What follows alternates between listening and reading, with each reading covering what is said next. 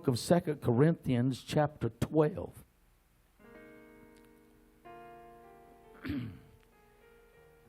I want to read verses 1 through 4. Now, this is what I'm going to do tonight. I really didn't know I'd be standing here till about 3 o'clock. And so I'm going to be teaching some and preaching some. Can you handle both? All right. 2 Corinthians chapter 12, verse 1.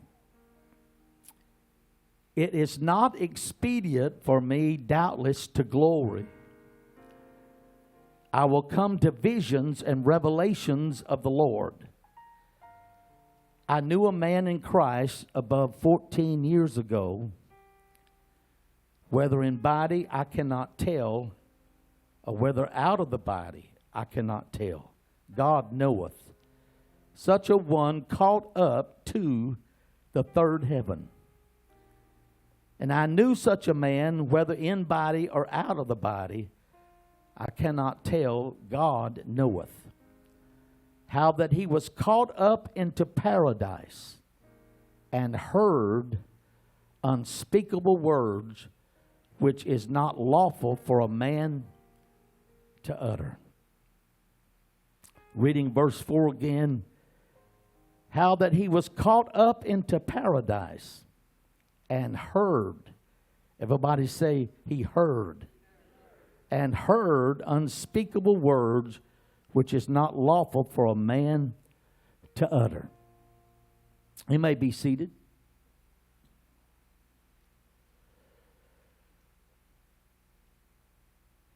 For a few minutes tonight, I want to teach about the sounds of heaven.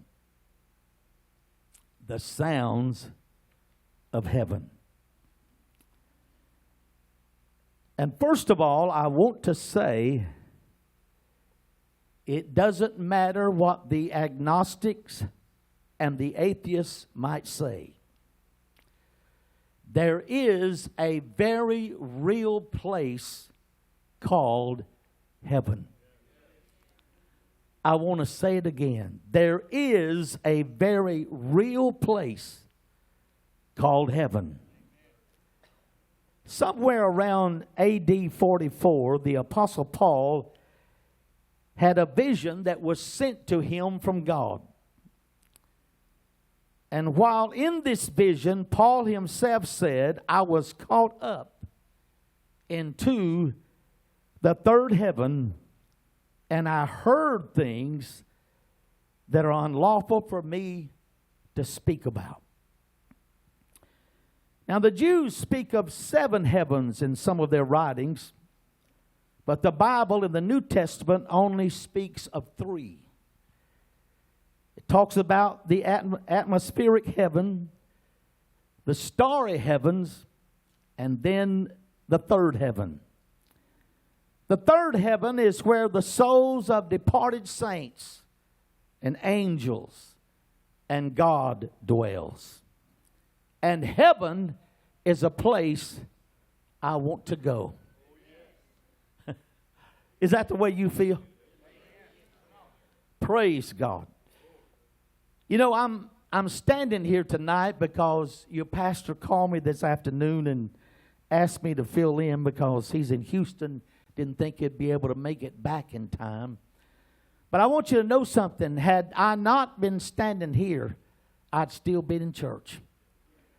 I'm going to be in the house of God unless I'm preaching away or I'm sick. You know why? I want to go to heaven. Praise God. And when I get here and when somebody says, let's worship God, I'm going to worship God because I want to go to heaven. Praise God. I'm going to pay my tithes and give to offerings and missions because I want to go to heaven. Praise God. I'm going to love my brothers and sisters in Christ, Sister Pansy, because I want to go to heaven. Hallelujah.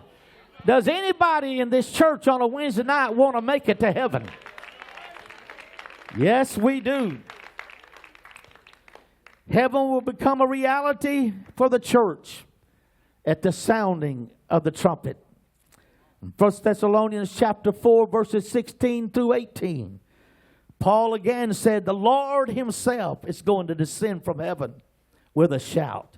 With the voice of the archangel, the trumpet of God's going to sound.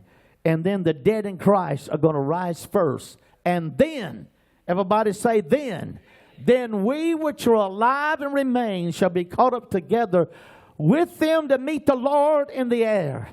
Hallelujah.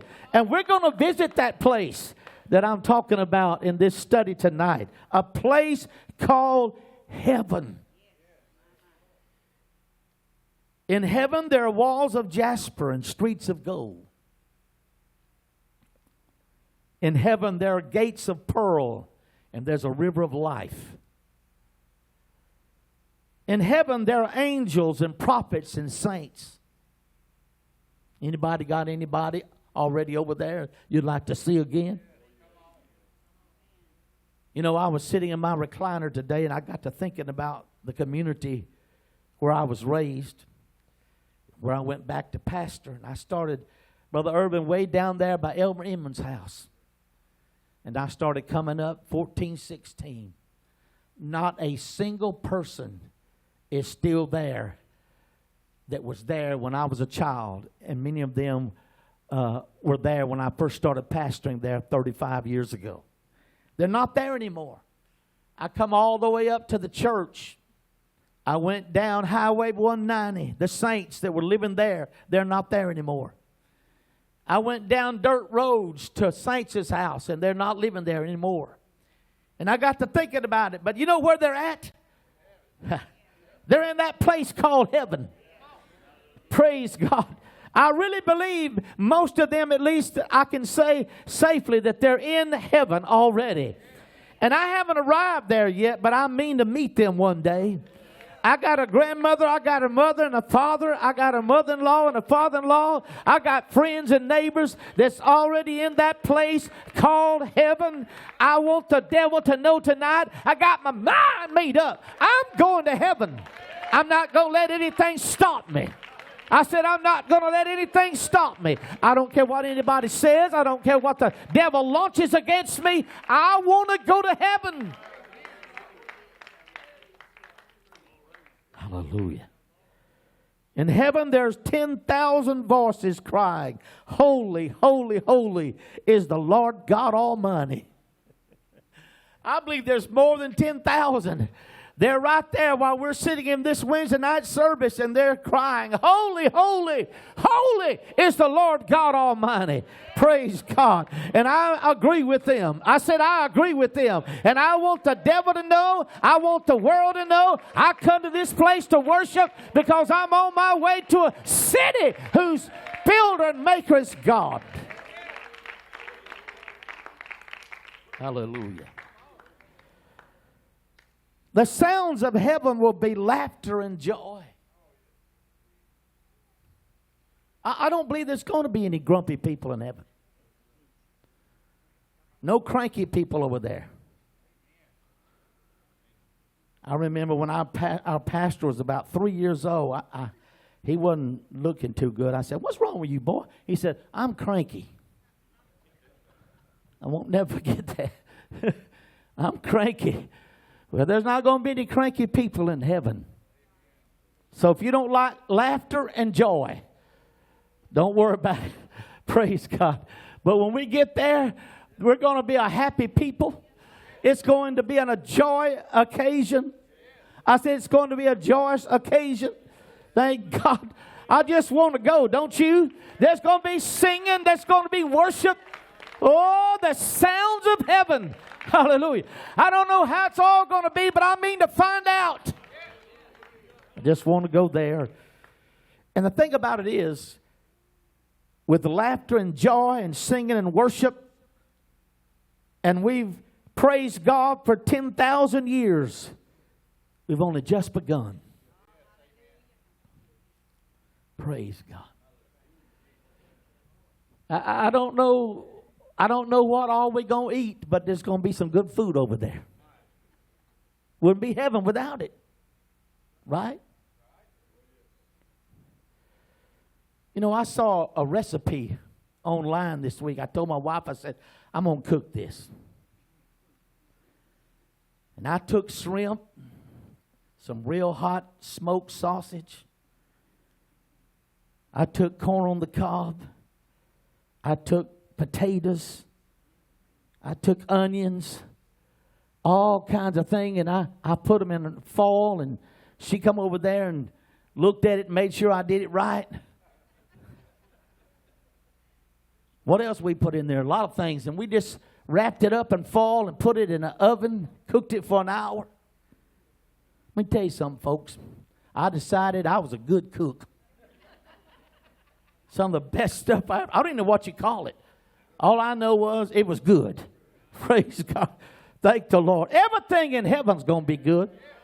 I don't know if we're going to have good things to eat, but everything's going to be good. If we do, it's going to be good. Hallelujah. Praise God. Turn to somebody and say, I'm going to heaven. Hallelujah. The sounds of heaven. And you know what I think?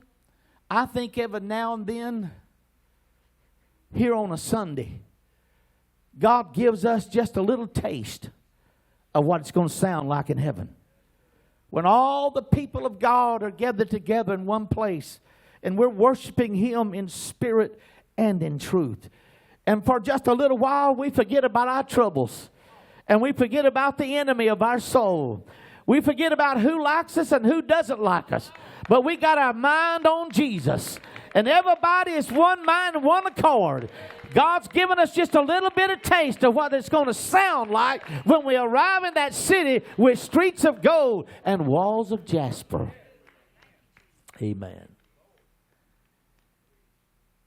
In heaven, there will be sounds of worship coming from a woman who was the only person in her entire family who ever lived for God. But she was faithful. Her husband didn't live for God. Her children didn't live for God. Her parents didn't live for God. But she lived for Him until the Lord took her home. And the sound of her voice throughout eternity, I thank you, Jesus, for keeping me. I thank you, Jesus, for your grace. I thank you, Jesus, for your mercy. I thank you, Jesus, for filling me with the baptism of the Holy Ghost. I believe we're going to thank Him when we get there. And this woman's going to praise God throughout eternity. She was the only one, but she was faithful. Living for God. In heaven, there will be the sounds of worship coming from a home missionary who struggled and sacrificed to build a home mission church. Praise God. I don't mind telling you, I've always admired people that was able to do that. It's not easy to go somewhere and just you and your wife and kids and start a church. You pay all the bills. And you do all the work. Amen. And it's a sacrifice. And some of you that are here know what that's all about. But that home missionary, you're going to hear the sound of his voice in heaven. Hallelujah. And he's going to be able to look at somebody and say, when I arrived in your city, you didn't have the Holy Ghost. When I arrived in your city, you didn't know anything about truth. When I arrived in your city, you didn't know anything about God. But me and my family, praise God, brought the gospel to you. And that home missionary is going to blend his voice with millions of others and say, God, I thank you for keeping us. I thank you, God, for allowing us to work in your kingdom. I thank you, God, just to be a part of what's going on. Hallelujah. God, I feel the Holy Ghost right now. I want to say it again. Anybody going to heaven tonight? Praise God. It's going to be unlike any city you've ever seen. Hallelujah. I've been in some of the largest in the world. But that city, Praise God. With walls of jasper and streets of gold. That city where Jesus is the light, that city is going to be different than any place you've ever been. I believe we got to do everything we can to somehow make it all the way to that place called heaven. The sounds of heaven we're going to enjoy throughout eternity. Hallelujah. You know, I was reading a book, and in this book I was reading something that was written by Elder Brother Gray that pastored for so many years in California. And his mother and father were missionaries to the country of Japan. And there was a lady there that was attending their work there in Japan that had cancer, and that cancer had removed her nose. And she looked terrible. But she would walk around, Brother Stanley, in church and anywhere else, and she'd point, she'd say, "Do you see my nose?" No, she'd say, "Do you see my new nose?" And there was no nose there. Actually, people would turn away. It was horrible. But she believed that God was going to give her a new nose. And she walked around and over and over, and she'd say, "Do you see my new nose?" She just did that day in and day out. And you know what happened, Brother Morgan? She went to sleep one night, and when she got up the next morning, God had created a brand new nose on her face. Praise God. God had healed her body. Praise God. Hey, brother, I believe in heaven. That woman's voice is going to be saying, "Thank you, Jesus, for my new nose. Thank you, Jesus, for what you've been doing for me. Thank you, God, for a miracle." Hallelujah. In heaven, there will be the voice of a man that had cancer. And he prayed and he begged God to heal him. But he did not receive his healing. And he finally passed away. But in heaven, you're going to hear his voice saying, "God, you didn't heal me down there, but I got healed when I got here. You didn't heal me when I prayed on earth, but when I arrived in this city, I had a new body." Praise God. And I'm going to praise you anyway. He said, "I'm going to praise you anyway." You're going to hear his voice. Hallelujah. You know, I was listening to Sister Mangum preach and teach one time, and she said there was a lady that in their church that had been living for God ever since she was a young child, raised in the church. When she got older, she contracted cancer. The church prayed, she prayed, they fasted, but she never received her healing. And she passed away and went on to be with the Lord. And then there was a woman that came into the church that was an immoral woman, lived a life of total sin, lived on the street, horrible life. She came in, prayed through, got baptized in Jesus' name. After living for God for a while, she contracted cancer. And they prayed for her, and God healed her instantly. I don't understand all I need to understand about that, but both of them people are going to be praising God in heaven. You're going to hear the sound of both of their voices. Praising God. Let me tell you something. I know it gets bad down here, and sometimes we're walking through dark valleys. But I promise you this, when we arrive in that place called heaven, every unpleasant thing we've had to experience down here, we're going to forget all about it. I said we're going to forget all about it when we arrive in that city. Oh, hallelujah. I just wonder, are there some Jesus name saints here tonight that's on your way to heaven? Is there somebody that's got your mind made up? I'm going to that city. I'm bound for that city. Bound for that city.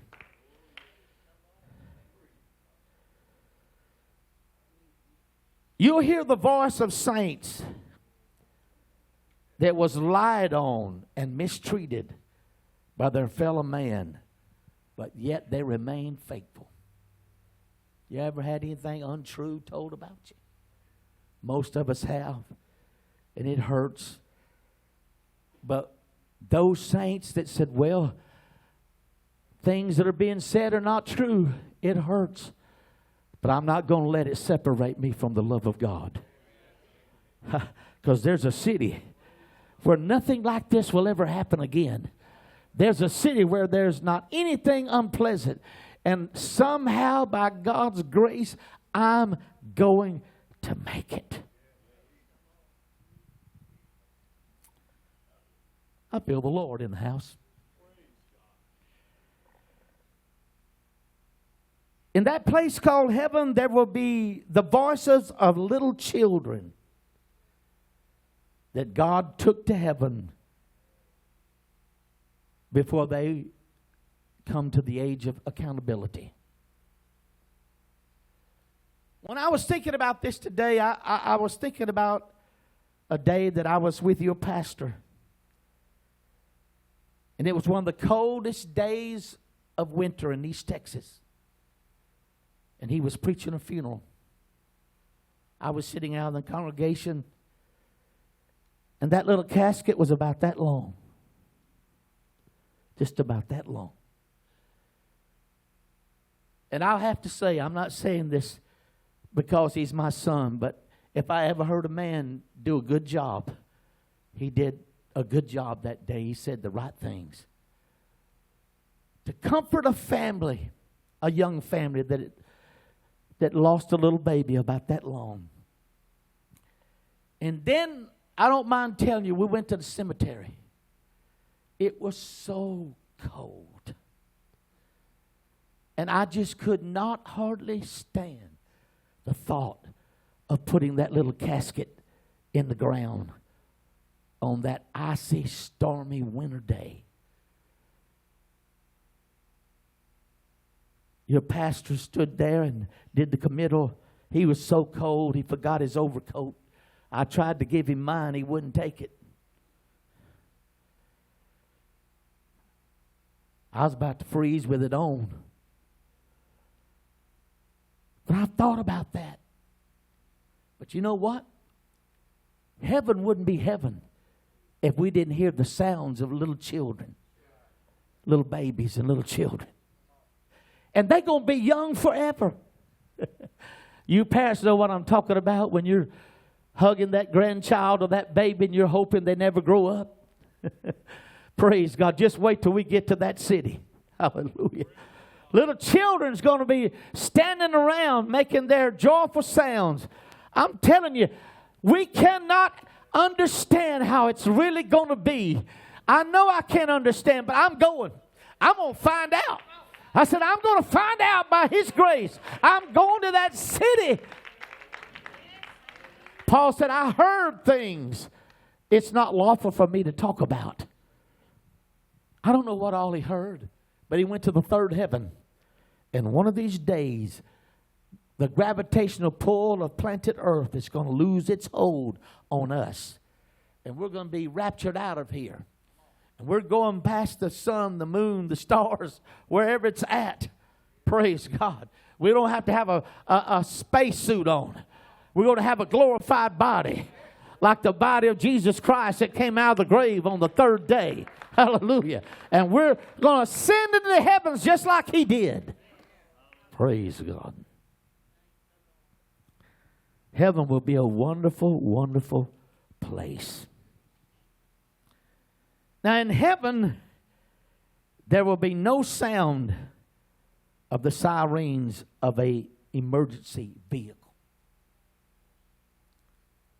Many times on Sunday morning when I hear one of those things, I say, I hope that's not going to some of our people. I hope nobody coming to church had an accident. And you know, we sometimes hate to hear those sounds, but sometimes it's a good sound because somebody's life is being saved. Amen. In heaven, there will be no clinking of the cell door as it's closed on somebody in prison. In heaven, there will be no sound of a weeping mother who has lost a loved one to death. In heaven, There will be no cannon shot in war. In heaven, you'll hear the sound of someone in agonizing pain as a result of some terminal disease. I won't ever forget, I was standing in the hallway in a hospital in Athens, Georgia. And all of a sudden, I'm not trying to be morbid, but I began to hear a person scream as loud as they could. I don't want to die. I don't want to die. I don't want to die. They were in agony. And I just screaming to the top of their voice. And finally, I asked someone, I said, what in the world is going on? And this person said, this person has sickle cell anemia, and they're dying. And while I was standing there in that hallway, apparently they took their last breath here on earth. And I thought, I don't want to hear anything like that ever again. But let me tell you something. When we arrive in that city, there's not even going to be any hospitals up there. Did you hear me? I says, there's not even going to be any hospitals, no nursing homes, no funeral parlors. All that's done away with. Praise God. That's why Jesus died on the cross and shed his blood, that we might have the opportunity to go to a place like I'm talking about tonight. Somehow by his grace, I've just got to get there so I can hear the sounds of heaven. I said, I got to get there so I can hear the sounds of heaven. Just want to go.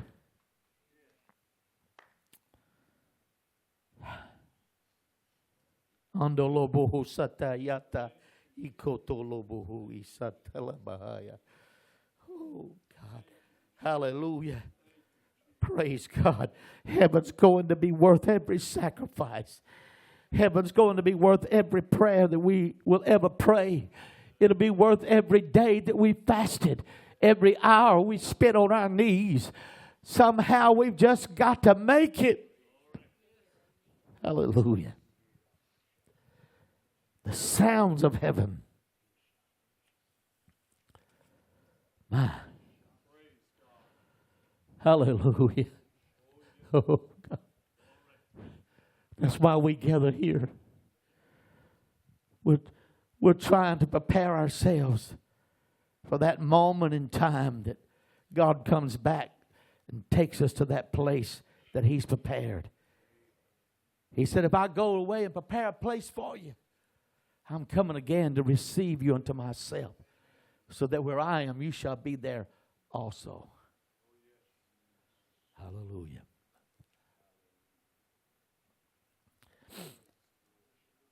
You know, a few months ago, I was sitting in the recliner in the living room, and I had books stacked everywhere, and I had my Bible and all that, and I got a real nice office. And my wife said, what are you doing here?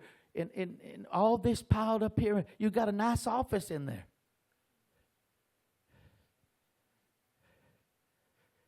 And I knew this was going to let the air out of her balloon. I said, I just want to be in here with you. So that was the end of that discussion. Praise God. You know what? There's some folk I want to see again. There's a little guy that, and I'm not being disrespectful, he baptized me in Caney Creek. And my sins were not only forgiven, they were frozen. That's the coldest creek I ever been in my life. His name was Outlaw. He had to be a good man with a preacher named Outlaw. You had to be very careful. But I want to see him again one day. Amen. There's others that you and I know that's in that place called heaven. Oh, the sounds of heaven. You know, when I was young, especially when my wife and I first got married, everything had to be quiet or I couldn't go to sleep. Now then, I don't care what's going on. I can go to sleep. I may not sleep long, but I can go to sleep.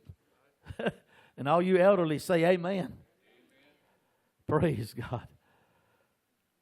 But when we get up there, the sound we're going to enjoy it.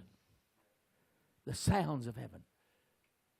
You know, my father, it was a unique person, and he was not a righteous man in his early years. I don't think he received the Holy Ghost till he was 48, 49. But he could do almost anything with his hands. People in the community that had something broke, they would bring it to the house as we were growing up, ask him if he knew, well, I think I can fix it. And usually he did. He was a gunsmith. He was a carpenter. He was a welder. He could build houses, has built entire churches. And but you know, I miss him sometimes, especially during hunting season. Do you have anybody like that? You just want to hear the sound of their voice one more time. Praise God. I remember one time he was up on the roof, working the roof, and my mama, she'd come out and she'd, Harold, and she'd tell him something, then she'd go back in. She'd come back in a few minutes, Harold. And finally, about the third trip, he said, Betty Joe, if you don't shut up, I'm going to drill a hole in your head with this drill.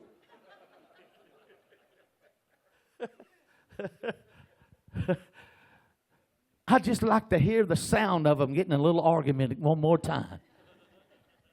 You have people like that? Praise God. I'm closing with this. Let's turn to Revelation 22, verses 1 through 7. John said, and he showed me a pure river of water of life, clear as crystal, proceeding out of the throne of God and of the Lamb. In the midst of the street of it, and on either side of the river, was the tree of life, which bare 12 manner of fruits, and yielded her fruit every month, and the leaves of the tree were for the healing of the nations. Now, if you study this chapter, you'll find out that we get back all that we lost in the Garden of Eden. Verse 3, and there shall be no more curse, but the throne of God and of the Lamb shall be in it, and his servants shall serve him. And they shall see his face, and his name shall be in their foreheads. And there shall be no night there, and they need no candle, neither light of the sun, for the Lord God giveth them light. And they shall reign forever and ever. And he said unto me, these sayings are faithful and true. And the Lord God of the holy prophets sent his angel to show unto his servants the things which must shortly be done. Now I want you to notice this last verse. Behold, I come quickly. Blessed is he that keepeth the sayings of the prophecy of this book. Now, folks, if I'm going to hear the sound of heaven, I've got to keep the prophecies and the commandments of this book. I want to know something, and I'm just asking this question to provoke you to thought. If I make it, and I'm going to try my best, will I hear your voice? When I arrive in that city, will I hear your voice? Will you hear mine? If we hear one another's voice, we've got to keep the commandments of this book. Amen. We can't be just a hearer of the Word of God. We've got to be a doer of the Word of God. Paul said if you're not a doer also, you're like a man that looks in the mirror and you turn to walk away and you immediately forget what you look like. Praise God. I just want to go. Turn to somebody and say, I just want to go. Let's stand, lift our hands, and love the Lord one more time.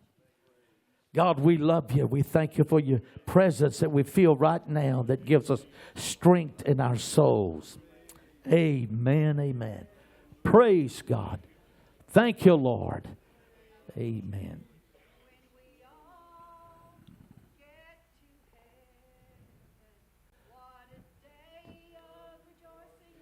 Will be all Yeah, we're going to sing. And shout victory. And when we all Oh, yeah. Everybody singing. what a Day of rejoicing that will be. and when We all see Jesus. we will Sing and shout victory.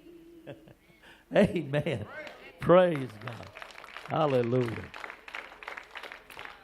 All right, got one service Sunday, correct? At 11 o'clock or 10? 11. One service, 11 o'clock Sunday. God bless you. Shake hands and be friendly.